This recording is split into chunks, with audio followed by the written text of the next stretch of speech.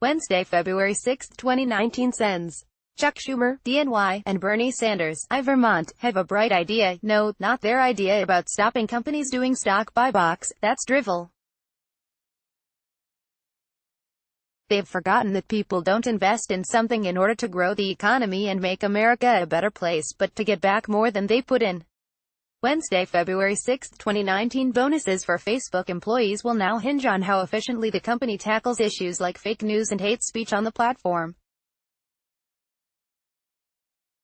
Wednesday, February 6, 2019 as the Brexit clock ticks closer to midnight, the chances of a deal getting through the British Parliament are growing slimmer, raising the possibility of a no-deal Brexit, something many view as a potential catastrophe.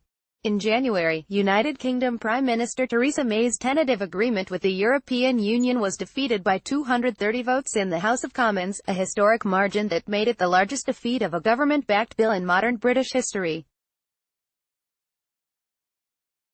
Unless something changes, Britain will leave the EU on March 29. Yet, if Parliament doesn't pass a deal, Britain will still leave. But it'll do so without any agreement with the EU because of the rules laid out in the European Union Withdrawal Bill. Wednesday, February 6, 2019 Virginia Governor Ralph Northam, Lieutenant Gov. Justin Fairfax, and Attorney General Mark Herring are all facing calls to resign. What happens if they do? Wednesday, February 6, 2019 It seems Democrats learned nothing from grilling qualified judicial nominees and asserting absurd religious or yearbook litmus tests. Like the judicial nomination process for Amy Coney Barrett or Brett Kavanaugh, Democrats on the Senate Judiciary Committee are putting President Trump's latest nominee for the D.C. Circuit Court of Appeals, Naomi Rao, through the ringer.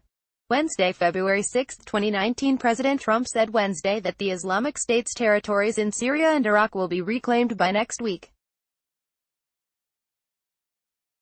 Wednesday, February 6, 2019 Professor Vanessa Tyson finally issued a public statement through her legal counsel at Katz, Marshall. Governor Justin Fairfax. The allegation, if true, is devastating. Wednesday, February 6, 2019 House Democrats will seek President Trump's undisclosed tax returns before too long in 2019, lawmakers said Wednesday. Wednesday, February 6, 2019 Former Starbucks CEO Howard Schultz said he will make sure to separate himself from his financial assets if he decides to run against President Trump next year. Wednesday, February 6, 2019 Three separate simultaneous scandals engulfing Democrats holding the top statewide positions in Virginia's government is not only throwing a crucial state into chaos, but it is challenging national Democrats to choose between their stated values on women and race and their most cynical political calculations. Wednesday, February 6, 2019 He's best known as the occupant of the presidential palace in Caracas. But who is Nicolas Maduro?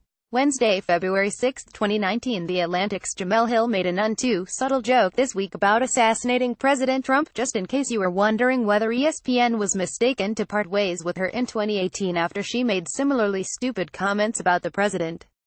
Wednesday, February 6, 2019 Speaking at the American Enterprise Institute on Wednesday morning, Sen.